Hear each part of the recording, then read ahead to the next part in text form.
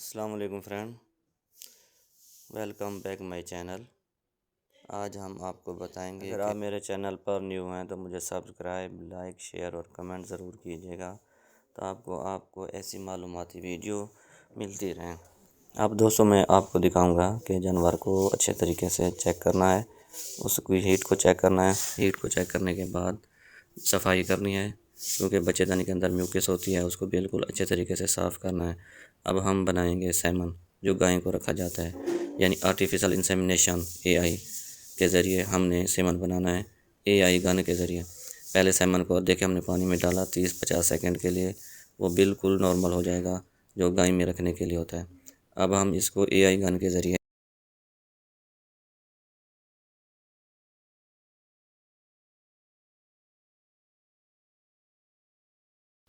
AI gun के ज़रिए semen को अच्छे तरीके से फिट करेंगे, फिर कटर से इसको काटेंगे।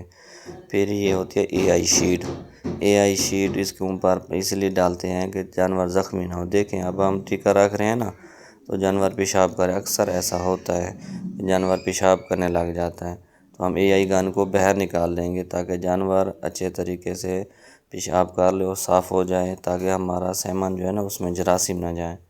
अब वो पेशाब कर लिया है तो उसने साफ़ हो गया बिल्कुल।